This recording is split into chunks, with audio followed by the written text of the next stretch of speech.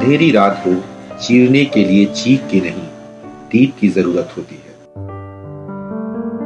यह अकेला दीपक उन हालात से जूझ जाता है जब महाबली सूरज भी थक कर नींद की गोद में चला जाता है और उम्मीद की किरणों के लिए सारे झरोखे बंद हो जाते हैं। दीप शांत रहकर जलता रहता है, पर अक्सर उसके मौन महातप से इतिहास बदल जाता है। 1911 यानी आज से लगभग 100 साल पहले ऐसा ही एक दिव्य दीप धरती पर अवतरित हुआ था, आगरा के छोटे से गांव आंवल खेड़ा में। इस नवजात दीप को माता पिता ने नाम दिया श्री राम। इसे दुनिया ने श्री राम शर्मा आचार्य के नाम से अपार श्रद्धा दी।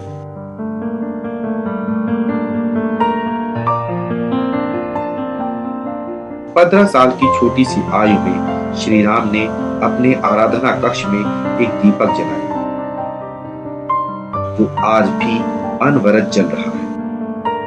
और उससे भी अहम यह कि इस अनूठे बालक ने सिर्फ अपने पूजा कक्ष में ही दीप नहीं जलाया, बल्कि पूरी जिंदगी इस दीप की तरह खुद भी जलते रहे, दुनिया को प्रकाशित करते रहे। उस मासूम बचपन में भी वह कभी एक बैल को कसाई से बचाने के लिए उसकी जगह छकड़े में जुट गए, कभी अछूत कही जाने वाली छप्पों के घावों को धोने के लिए अपने परिवार और पुरातन पंथी गांव वालों से जूझ गए, और कभी इलाके के अंग्रेजों को पाल सेना से चुनौती देना। युवा हुए तो स्वाधीनता की लौ हृदय की ज्वाला बन गई, कई बार जेल गए। महात्मा गांधी से लेकर पंडित मदन मोहन मालवीय तक का सानिध्य मिला।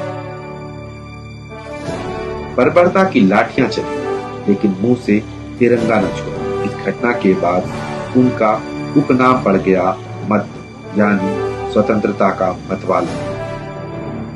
उस दौर के प्रखर समाचार पत्र सैनिक के वे निर्भीक सेनानी बने।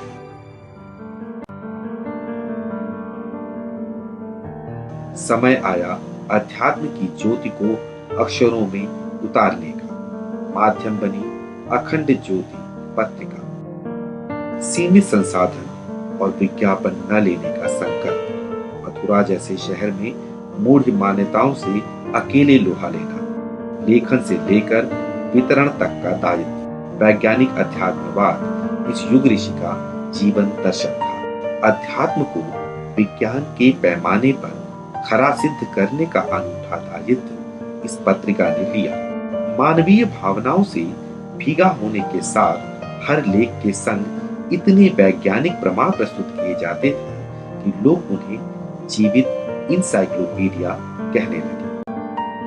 यह पत्रिका आज भी अनेक मूढ़ मान्यताओं के अंधेरे को काटकर लोगों को राह दिखा रही है। अब नवयुग की गंगोत्री से बही ज्ञान की धारा है। हम युग का निर्माण करेंगे, यह संकल्प हमारा है। हम बदलेंगे, युग बदलेगा, यही हमारा नारा है। सद्विचार घर घर पहुँचाएं, यह कर्तव्य हमारा है। चलो बढ़ें, कुछ अच्छा कर लें, युग ने हमें पुकारा है। धरती स्वर्ग बनाएंगे, ये शुभ संकल्प हमारा है। फिर समय आया मथुरा छोड़ने का। अद्भुत माटी है मथुरा। कभी महान भारत यानी महाभारत बनाने को योगेश्वर कृष्ण को इसने विदा किया। आज गीता के ज्ञान योग, कर्म योग और भक्ति योग के जीवंत स्वरूप आचार्य श्री को विदा किया। अखिल विश्व गायत्री परिवार के रूप में एक ऐसा विराट परिवार दुनिया को देने का स्वप्न उन तपस्वी नेत्रों में भी था, जहाँ हर पंथ, जाति, भाषा आदि नदियां, संस्कृति की एक पवित्र जलधार में मिल जाए, उसे गंगा बना जाए। विश्वामित्र की इस तपस्थली शांति कुंज में मार्ग प्रशस्त करने संग साथ आई थी अखंड ज्योति। अखंड ज्योति के प्रकाश का स्वरूप यज्ञ की ज्योति में परिवर्तित हो गया। समाज के वंचित कहे जाने वाले लोग उच्च कहे जाने वाले वर्ग के साथ मिलकर यज्ञ में आहुति देने लगे। कभी वेद के पावन स्वरों से भी वंचित महिलाएं वेद मंत्रों का पाठ करने लगी।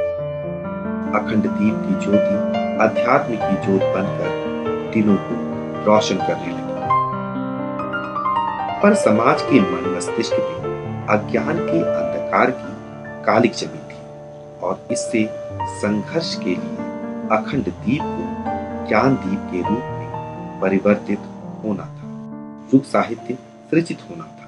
युग ऋषि को युग व्यास बनना था। इसलिए शांति कुंज में मथुरा से आरंभ युगानुकूल साहित्य सृजन के कार्य को नई गति मिली।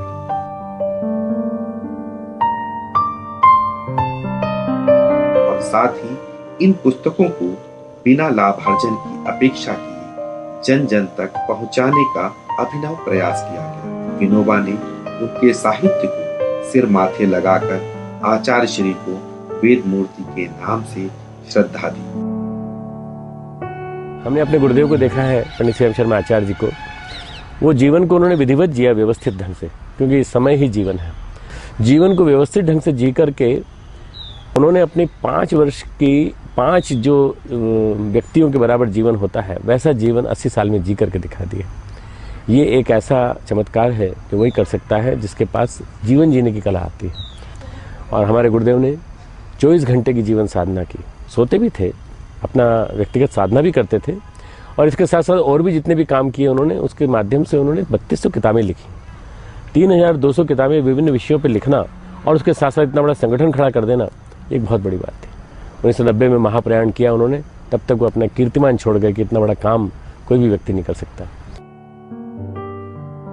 सर्वपल्ली राधाकृष्णन ने कहा, यदि मुझे यह साहित्य पहले मिल गया होता तो मैं आज आचार्य श्री के चरणों में बैठकर अध्यात्म का ज्ञान अर्जन कर रहा होता। युग ऋषि ने युग की पीड़ा से युग साहित्य रचा है। द्रविड़ हृदय से नहीं अछूता कोई विषय बचा है। द्रविड़ हृदय से नहीं अछूता कोई विषय बचा है। युग ऋषि ने युग की पीड़ा से युग साहित्य रचा है। युग ऋषि ने युग की पीड़ा से युग साहित्य रचा है। द्रविड़ हृदय से नहीं अछूता कोई विषय बचा है। द्रविड़ हृदय से नहीं अछूता कोई विषय बचा है।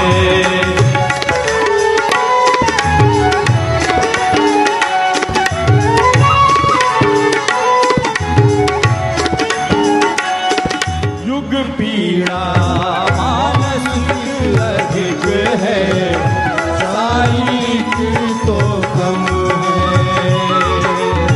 युग पीड़ा मानसिक अधिक है, शारीरिक तो कम है। पर विकृत चिंतन को भौतिक समाधान का भ्रम है। पर विकृत चिंतन को भौतिक समाधान का भ्रम है। युग ऋषि ने सद चिंतन को ही, युग ऋषि ने सद चिंतन को ही औषधि रूप दिया है। युग ऋषि ने सद चिंतन को ही औषधि रूप चुना है। द्रविड़ हृदय से नहीं अछूता कोई विषय बचा है। द्रविड़ हृदय से नहीं अछूता कोई विषय बचा है। शांति कुंज के निकट ही स्थापित हुआ ब्रह्म वर्चस्व, जहाँ वैज्ञानिक अध्यात्मवाद के बीज पुष्पित पल्लवित हुए। गायत्री की 24 शक्तियों सहस्र प्रकाश किरणों के रूप में दुनिया में फैलने लगी। आज अखंड ज्योति पत्रिका हेतु शोध केंद्र के रूप में इसकी प्रतिष्ठा मनीषियों के हृदय में विद्यमान है। अखंड ज्योति ज्ञान के जीवंत दर्शन को लेकर जन्मी थी।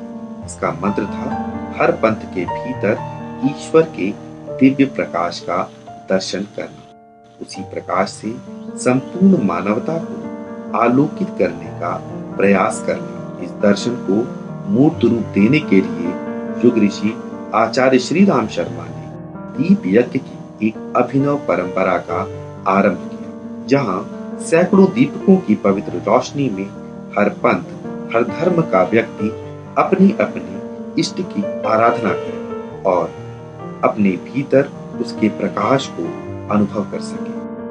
युग ऋषि का विचार था, प्रकाश हर धर्म में पूज्य है, तो क्यों न उस प्रकाश की आराधना की रोशनी में एक आध्यात्मिक दुनिया का स्वप्न साकार हो। आज गुरुद्वारे से लेकर गिरजाघर तक ने इस अभिनव प्रयास को मुक्त कंठ से सराहा है।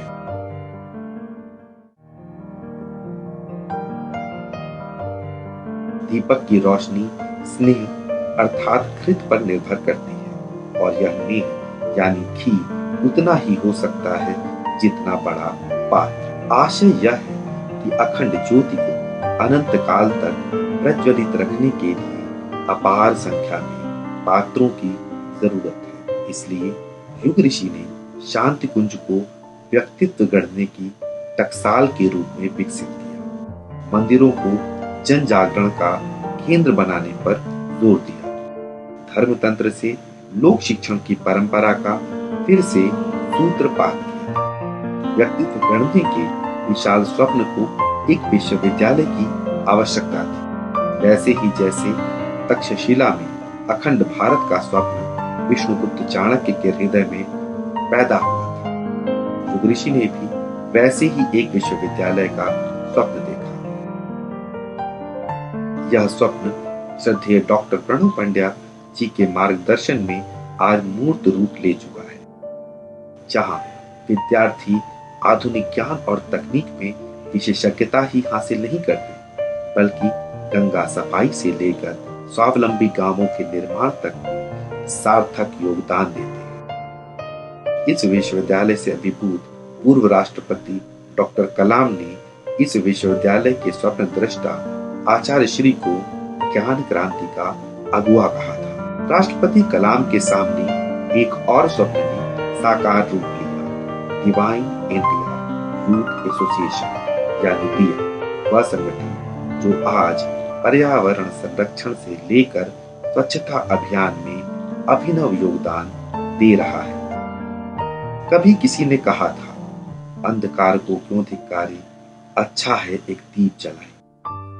अखंड ज्योति परिवार दीप से दीप जलाता गया, दिल से दिल मिलते गए और विशाल गायत्री परिवार बन गया। आज इस दीप की दिव्यता एक विशाल मशाल में नजर आ रही है, जिसे हर धर्म, जाति, पंथ का व्यक्ति ऊंचा उठाएगा। इस मशाल की रोशनी आने वाले सुनहरे कल को रास्ता दिखा रही है, उसका अभिनंदन कर रही है।